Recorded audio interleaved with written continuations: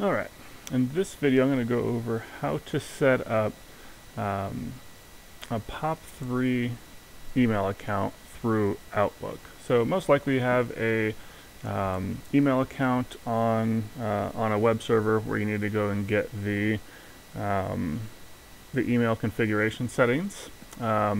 But in order to set it up on Outlook, it's actually pretty simple to do. What you're going to need to do is go up on the upper right hand side into the settings icon and click on that.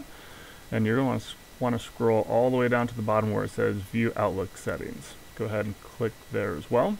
On the left hand side in the menu, you're going to see Mail. Make sure it's defaulted there, but if not, in future versions of Outlook, go ahead and just click on the Mail icon or the menu link, and then go ahead and click on the Sync Email button.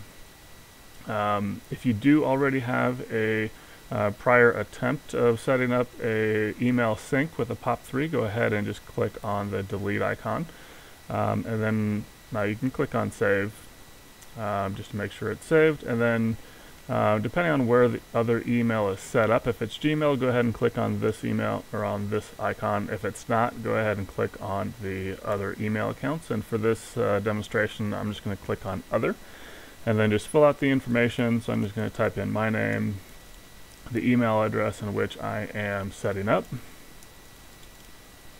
and then the password for it. And so this is just really up to you on whether you want to import everything into a new folder on your account, or if you want to import it into the main inbox here. So it's just up to you on what you want to do. I want to create a new folder just so I can keep it separate, since most likely you're going to be setting it up on a personal email that you want to include, like a business email or something like that. And then you're also going to want to check manually configure the POP IMAP and send only settings. So I'm going to create a new folder and click on manual and click on OK. So it's going to pop up a new box here. So the one thing you're going to notice is that at least with most browsers, they automatically include like auto-filled information, so you're going to want to remove all of that. So the display name, put that in, the email address, we're going to want to copy that and actually paste it for the username, because most likely your servers, depending on how your server has it set up with where you're going to be downloading the emails from, you're going to want to type in the full email address as the username, and then go ahead and re-put in the password. And then, and so it does have your prior settings there. So again, I'm wanting to create a new folder. What you're going to want is to click on the POP SMTP connection settings. Okay, do not, typically you don't want to do IMAP depending on what you're going for, but POP and SMTP is going to be basically what you're wanting. So, and this is the settings or the POP settings on that they're going to be coming from your server. So we're going to go ahead and just grab that here. And most of the time it's going to be mail.whatever your domain name is .com. So we're going to type that in here. Within our POP3 port, it's actually going to be 110.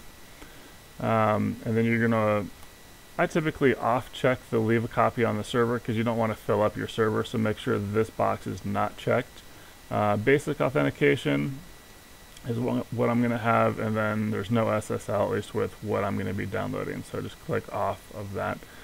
Typically your server is going to have basically two different settings. If you have it the POP server with mail.whatever your domain name is .com, you're going to be doing the non-encrypted. If your domain name does not have SSL, you're going to click on none. If it does, go ahead and click on the SSL. But my server that I'm going to be installing does not, or the website doesn't have an SSL, so we're going to go with none.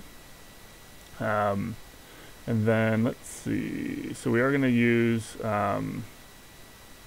send email as using your server, so that you can basically have your main domain name up here. You can send out through this, so you're not using your @outlook.com email. So we're going to make sure that that's checked, and then we're going to use the same outgoing server, but the port is going to be different for that. And so the port with a non-SSL is going to be 26. And then we're just going to click on OK. And so what you're going to notice is that it's automatically going to be added here. and then everything should be set up other than that. So you should be set. Once you see it added in here, then you can go ahead and close it and you'll be set.